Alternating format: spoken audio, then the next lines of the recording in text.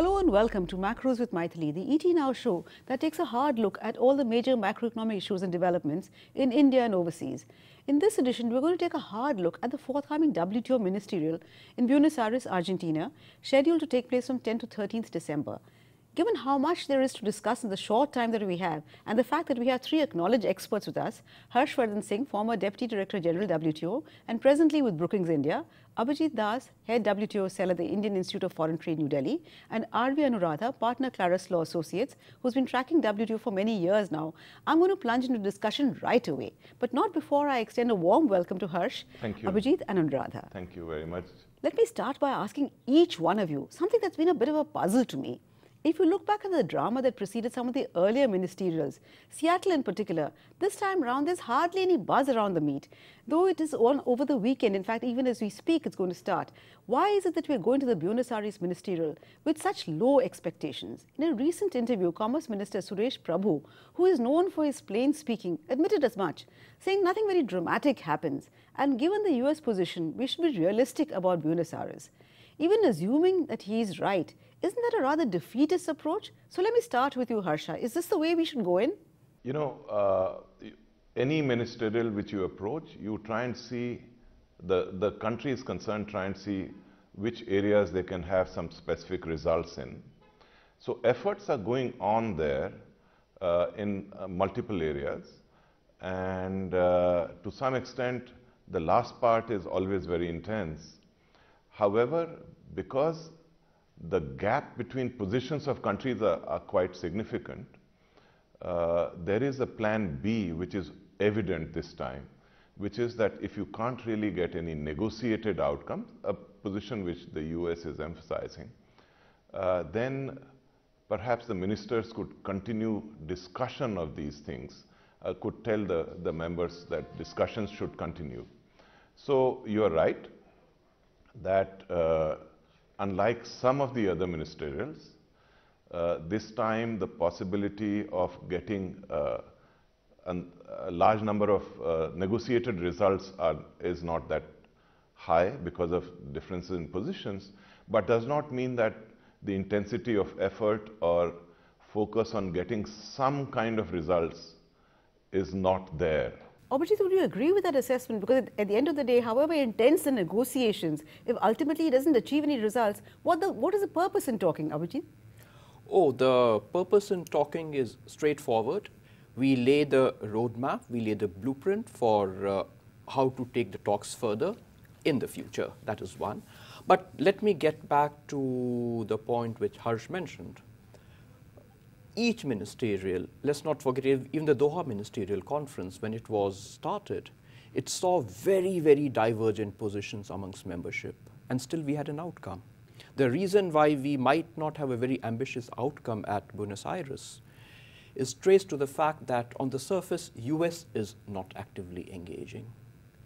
And that, I think, is perhaps one of the most important reasons why we will not have too many outcomes, despite the intense efforts that have gone over the past few months in trying to see if we can get some concrete results at Buenos Aires. I said that US is not engaging on the surface, but let's not forget that in certain areas like electronic commerce, the digital giants from the Silicon Valley are engaging very actively to the extent that some of the developing countries are now demandiers for negotiations on e-commerce, which does stretch credulity. I'm rather sure, even if we don't have very high expectations, the fact is that the US under President Donald Trump has made it very clear that it does not really hold with multilateral negotiations, or even for that matter with regional trade negotiations, as evidenced by the fact that the very first action almost of President Trump was to pull the US out of the TPP, the Trans-Pacific Partnership. Given this kind of scenario, have the WTO negotiations become more about form rather than content? I think that would be doing a bit of disservice to the institution of the WTO, which is actually an extremely strong and a well-entrenched multilateral institution with several agreements which are, in terms of rights and obligations, which are pretty much clear in terms of what they entail. Okay. And the fact that it is perhaps the only trade agreement with an extremely strong enforcement mechanism. And that's something which we've had since 1995. Yes, there have been blips, and yes, the 2008-9 meltdown that Harsh was referring to has had implications in terms of countries' outlook towards trade agreements and the intensity with which they focus towards either regional trade or multilateral institutions. And if you actually see, Mythili, the ministerials have been happening every 2 years, and the ones from 2008 onwards have seen a distinct, perhaps slowness in terms of the outcomes really coming out.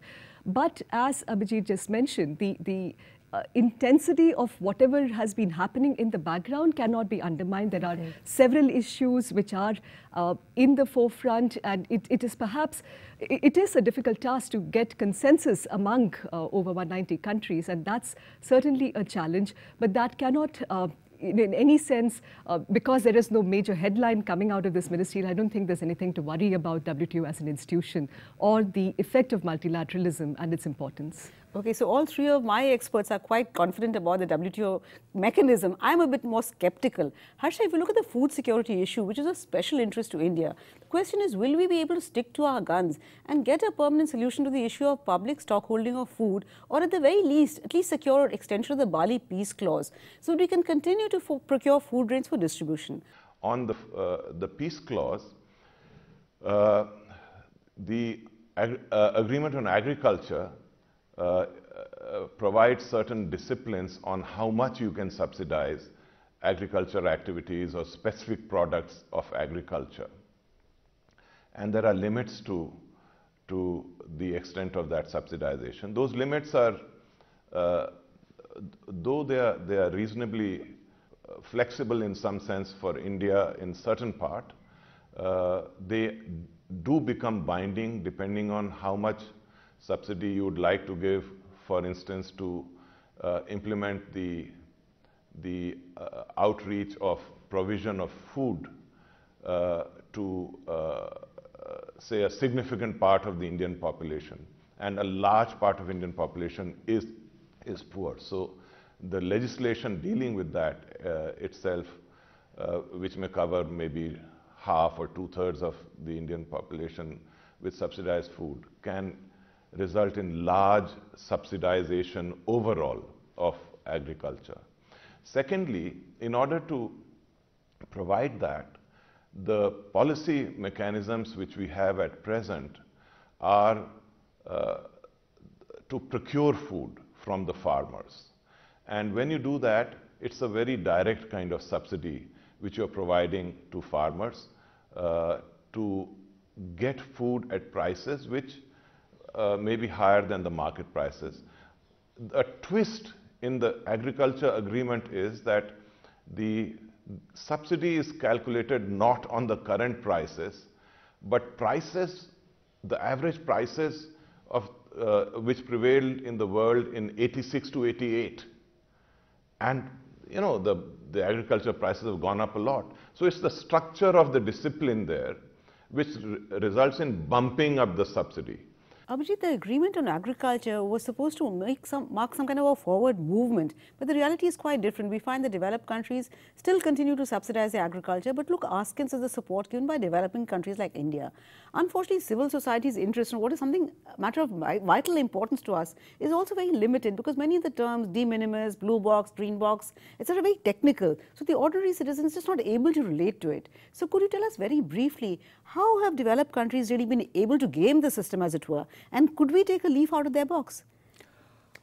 Mythili, the ground reality is that the developed world has deep pockets, so it can give subsidies across the board to crops.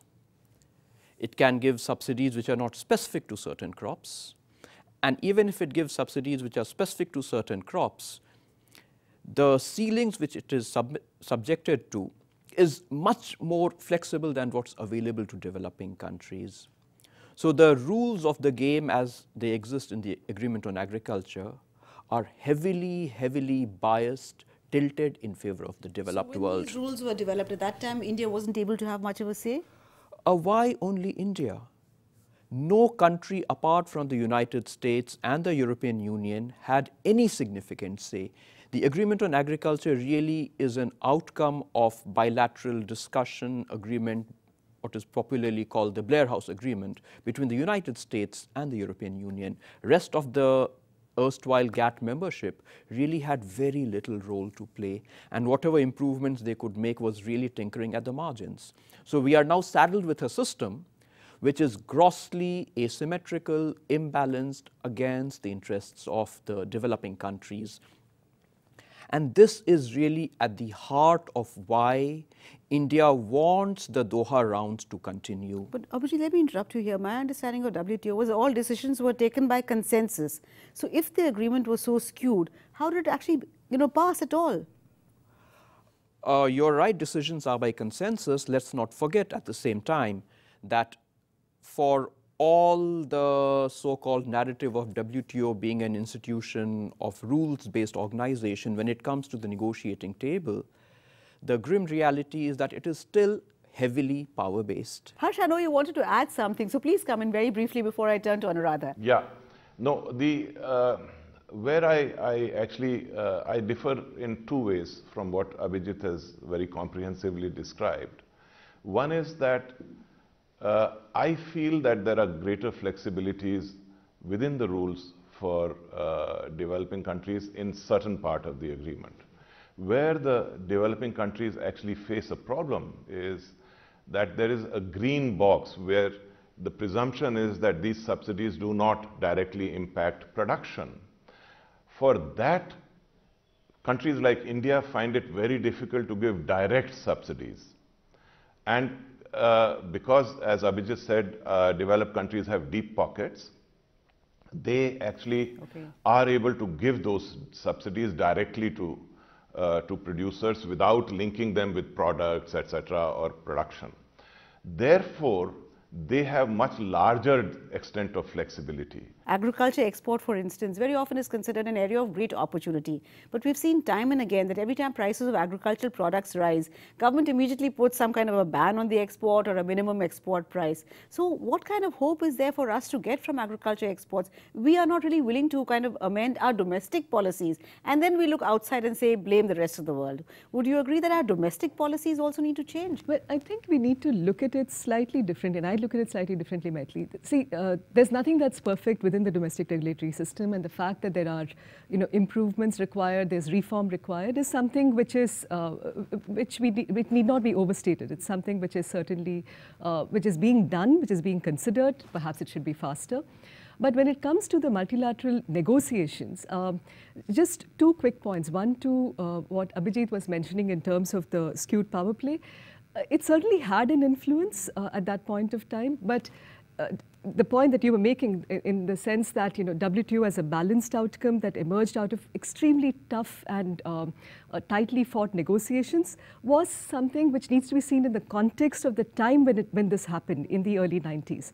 And again, that was a time when our policies weren't that evolved, and we did, the fact that developed countries too had to make certain sacrifices is also well evident.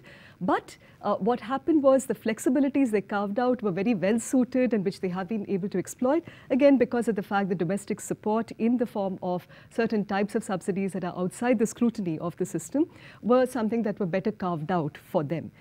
Whereas for us, as our policies are evolving and public stockholding, notwithstanding the domestic reform that we need to take, continues to be an important piece of how we need to structure our policy. It's important for us. And what we are doing right now is the fact that after Bali, there was a General Council decision which guarantees for us protection from disputes for our public stockholding programs as of 2013, which covers our National Food Security Act and the products that are covered thereunder. But having said that, the important battle right now is how to cast that in stone, how to have a legal permanence for that solution. Yes, it is a fact that everything about WTO is exceedingly complex, but I'm afraid it's time for us to slip into a very short break. Please do stay with us. We'll be back very soon.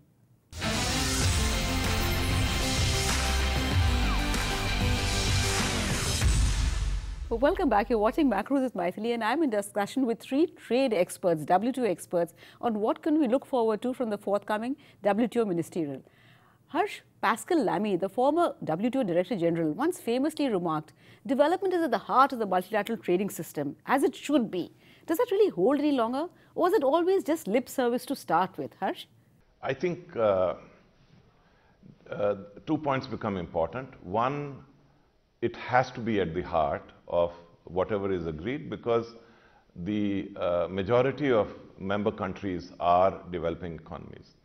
And in that context, given the fact that several of them are significant economies which the US and EU term as emerging economies, which are important for getting consensus, development will have to be, requirements of development will have to be met in order to get consensus. Second, development is not necessarily seen in the same way by different developing economies themselves, leave alone the different perspectives of developed and developing economies. So what we need to see is what are the kind of requirements which countries emphasize and how far we can actually get in terms of meeting those requirements, getting agreement of all.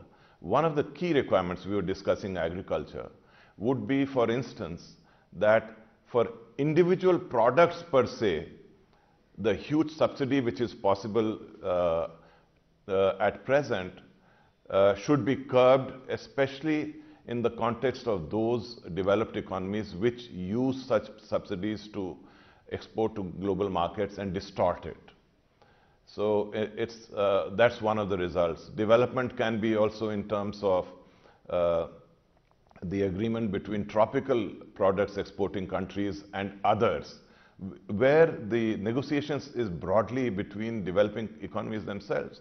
Development could be how to manage the discussion forward of e-commerce, because e-commerce is one of the areas where the uncertainty is maximum, the way things are evolving, be it in the regulatory field, be it in the way markets are evolving or conditions of trade are evolving. So just to understand what are the development aspects in those areas will become very important. But without addressing development, I don't think it's possible to get consensus in the WTO. So yes, it is not necessarily the focus of a number of key economies, but at the same time, you can't get a result which involves all the members without addressing it. Yes, it is true that development is supposed to be at the heart of the WTO. But Abhijit, it's been about 16 years since the Doha development round. And what are the issues on which we've made any progress? Has development really mattered? What is the future for the Doha development round? It seems that only India is interested in even talking about development. None of the other countries are. Abhijit?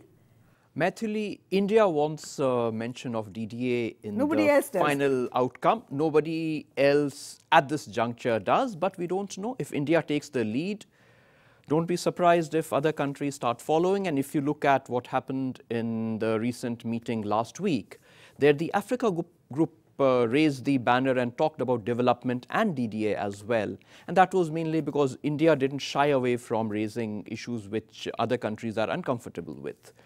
We have achieved some things on development. The permanent solution to the problem of food security is certainly an important achievement for development, but that certainly is not enough. We need to be cognizant, we need to be mindful that whatever negotiations continue in the future, let us say the fishery subsidies negotiations, development has to be embedded in the outcome. As Harsh very rightly said, given the very large percentage of the WTO membership being developing countries, without their consent, without their special needs and concerns being taken into account, no agreement ideally should be possible.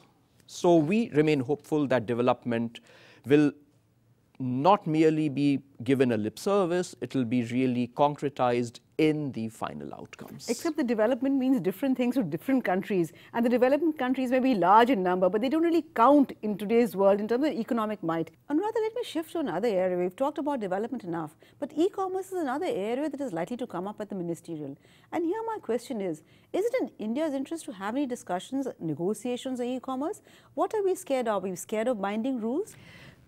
I think the issue is a little confused and oversimplified. If we were to say that India is not open to talks in that front, the principal issue really is, again, just following up from the previous discussion on the use of the Doha word and the DDA issues. It's as if the D word has kind of become symbolic of this developing divide to a large extent, and also of brushing aside some of the unfinished business, some of the unfinished agenda that was laid out. Because public stockholding was one part of it, but there were various other elements, including in agriculture and domestic support, including the non-agricultural market access, the TRIPS-related issues, and services. Another area of significant interest for India is also one of the remaining issues of the DDA. Development is certainly a central focus of it, but it is not, it's a lot about all the trade issues and how the negotiations are to come together. India's point with regard to e-commerce is just that, let us finish what is on the table first. Let's resolve and complete this unfinished agenda before venturing on to new territory. With regard to e-commerce, as you know, our country again has been, is to a large extent, fairly open doors as far as e-commerce is concerned. But there has been a fair amount of policy churning. There is regulatory thinking and rethinking on the extent to which I think it's most evidence in the retail sector, to the extent to which e-commerce activities should be allowed. And this is something which is evidenced in the changes in our FDI policy as well. The point really is that this is something that countries need to address internally. Let's have our house clear, our rules of the game clear in terms of the legal framework, the policy framework, before undertaking commitments at the international level. Harsha, Anuradha raised a very relevant point that we're not apprehensive of discussions, but we don't want to have these binding rules before we get our own house in order, as it were. But that brings me to another aspect of the WTO, that why should we be scared really about binding rules, in the sense that does anybody care about the WTO rules in any case? Look at the WTO's dispute settlement mechanism. How good is it? So should we just go along and let them, if compelled to, rather than saying no, no, no to everything? Because India has a reputation of just saying no to everything. So is it smarter to just go along and then finally do whatever we wish? Harsha? No, that's the difference between a legal agreement with teeth and a legal agreement which doesn't have provisions which help implementation. And the dispute settlement system of the WTO, though it's under attack or question. So does it have teeth? Yes, absolutely. If you see the record of the dispute settlement system of WTO, it is actually quite high in terms of success rates. So you cannot, and second, the system of WTO, the dispute settlement goes on because everyone thinks that this is a system which helps them. And despite the fact that, say, the US has questioned certain parts of the dispute settlement system, it doesn't mean disputes are not being raised. Even now, Mexico has raised a dispute against the US. If people think that the system was not working, they would not bring their disputes to the system. So in that background, it becomes very important to understand what kind of obligations, legal obligations, a country should take, which do not impose constraints on the country to achieve whatever objectives the country is trying to achieve. So I 100% agree that, say, in e-commerce, you should not begin negotiations as yet, because it's a very uncertain situation there. But at the same time, discussions are not something which definitely will lead to negotiations. In fact, if there's one country which has even made US move in certain ways, when the trade facilitation agreement and the public stockholding were being linked by India, and the US actually shifted and agreed to the General Council decision on public stockholding, that country is India.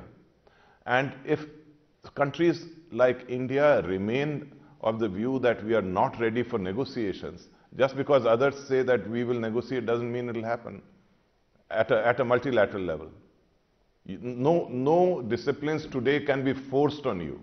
We are far stronger than what the discussions... So India does have a voice, even though we are very small in global trade. No, politically we are very strong, and we have a lot of people who feel Yes, very we do happy punch that much we above our come weight, out with the I'm views. sure of that, Harsh, even in international trade. But I'm afraid it's time for us to wind up this discussion simply because we run completely out of time. I agree on a topic like the WTO, where there are so many issues that we still have not discussed, intellectual property rights, agreement on services, but I think we'll have to leave it for another day. Hopefully after the WTO meet, we'll come back to this and see how much of our hopes and aspirations have been realized. Thank you very much, Harsh, Anuradha, and Abhijit, for joining me in this discussion. Thank you also for watching. Remember, we'll be back next week with yet another edition of Macros with Mythili. Till then, it's thank you and goodbye from all of us at ET Now. If there's any topic that you'd like to see discussed, and I'm sure you'd like to hear more about WTO, please do write into us at the email ID you see at the bottom of your screen.